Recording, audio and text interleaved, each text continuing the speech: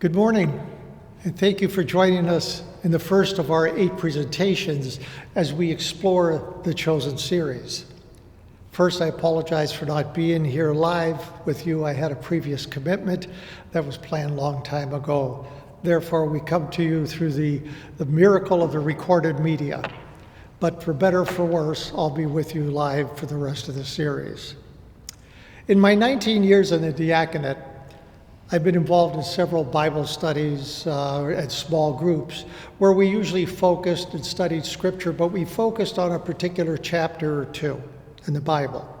And we would read that at home and then come together and listen to a presentation and then break into small groups to discuss what we have learned.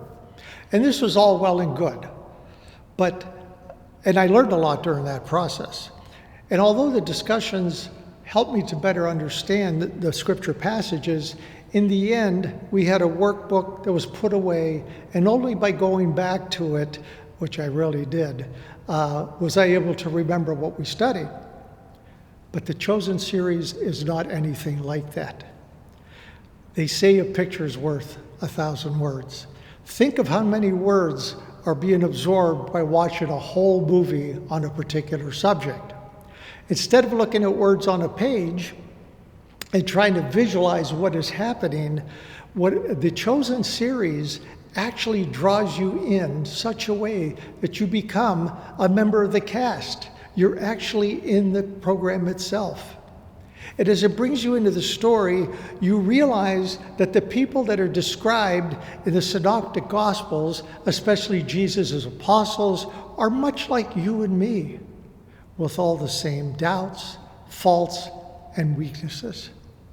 And Jesus is not portrayed as some disconnected figure that's radiating an aura of grace, but as one of the guys, of course with some exceptions here and there. This first episode presents some of the main characters and sets the stage as to their strengths and weaknesses, and that will direct much of their behavior in future episodes.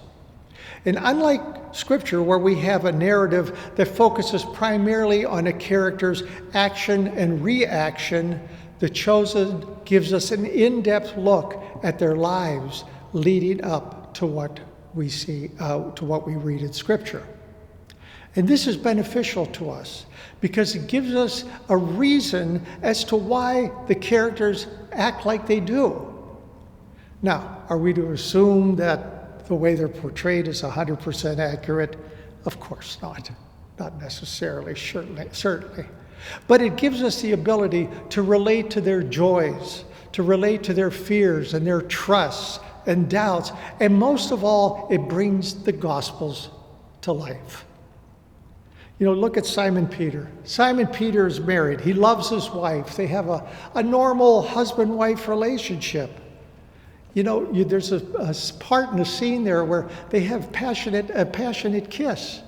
Now, by reading scripture, you don't see or feel any of that. There's a very deep connection there between the two. And that's what makes it all the more difficult for when Jesus calls out to Simon to follow him, and that connection, at least for that time being, is broken. We don't see that emotional concept that's in there.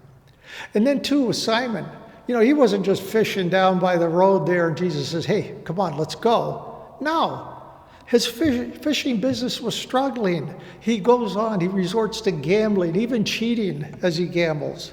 We know he's not an Eagle Scout by any stretch of the imagination. Matthew the tax collector, he's sort of a weasel of sorts. As I was growing up in Little Italy, we all had nicknames, and I'm not going to tell you what my name was, but we had a kid that was kind of like Matthew. He was a weasel. He really was afraid of his own shadow. And I got the impression that in today's world, Matthew would most likely be labeled as having a form of autism, perhaps. And as a result, maybe he wasn't socially adept, and he had no friends. This may very well explain as to why he was driven to become a tax collector, where he would at least be begrudgingly accepted by the Romans. I particularly like the Pharisee Nicodemus. He's the Jewish leader in that territory. Yet, instead of being following everything with blinders and not being open to any other suggestions or what have you, he is open-minded and humble enough to just maybe realize that something is missing. And it's no wonder he's venerated by the church and has been given the title, the patron saint of curiosity. Probably didn't know that. I'm sure none of you knew that. You know, the church gives every saint a name for one thing or another. Finally, we have Mary Magdalene, who throughout biblical history has been portrayed as anything but the girl next door. Yet, like many women in modern times who had a difficult life, Mary had a difficult upbringing, and she was having to care for a sickly father who died when she was relatively young. And there's no mention of a mother. So you could see that she had a lot of pressure on her. And adding to this, that assault by the Roman soldier, it explains a lot as to why she lived the troubled life that she did and lived in that particular part of town. Shortly, we're going to show you a clip from the first episode that I feel sets the tone for the entire series. But first, let me share with you a story that I found in a book by Father William Bosch. The book is called A World of Stories, and it's full of anecdotes about spiritual life. And I use a lot of these in my deacon dabblings and some of my homilies. And as I was reading this story, I thought to myself that this would be a great way to introduce the chosen to our group. And the story goes like this. It was Christmas Day on a Sunday.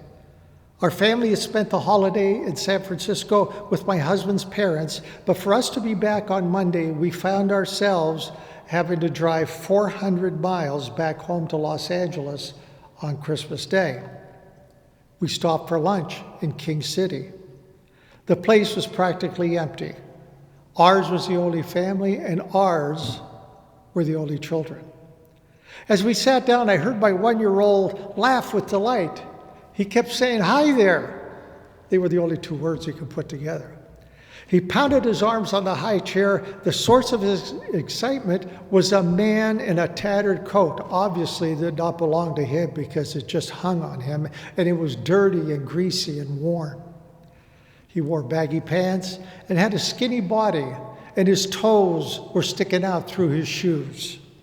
He had a shirt that was filthy and had this big ring around the collar. His face was like none other, and his smile showed only gums because he had no teeth. He looked at Eric and loudly called out, "Hi there, baby.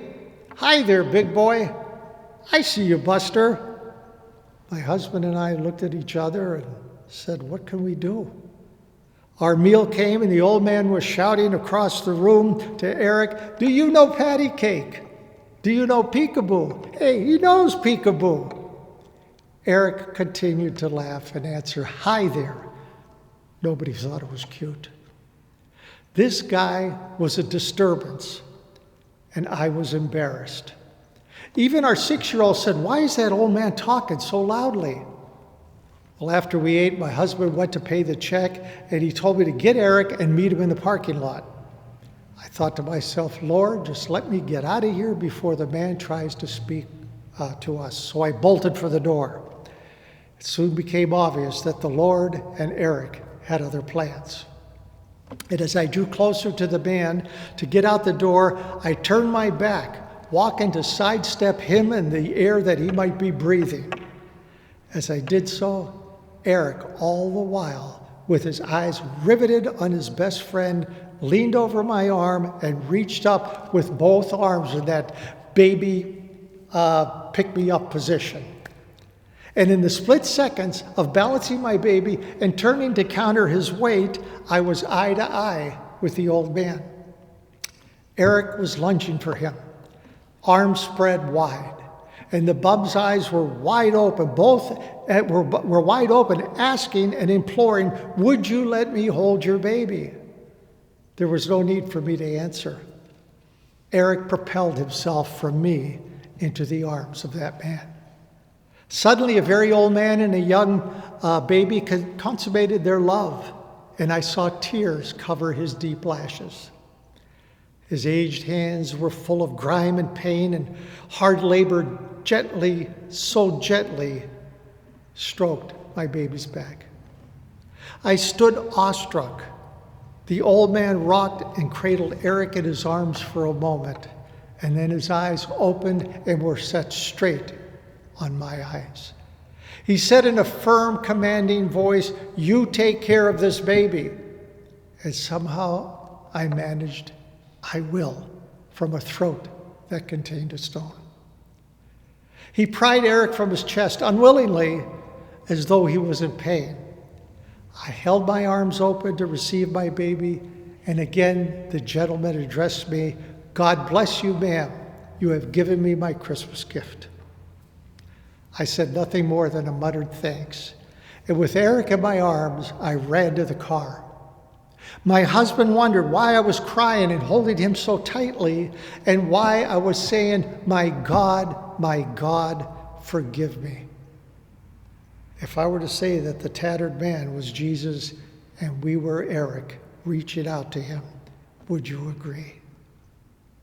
But it's not that way. Simply put, Eric is Jesus, and simply put, the bum is us. Eric is Jesus' yearning and passion for us tattered bums, with our tattered lives, with our tattered hurts, our tattered relationships, and our tattered sins. Eric is Jesus with two arms extended, determined to hug us. Eric is a fierce little baby who makes no distinction, but would embrace the least likely, you and me. The core of the Chosen series is found in this story. So with that in mind, let's watch a clip from the first episode that I feel sets the tone for the whole series.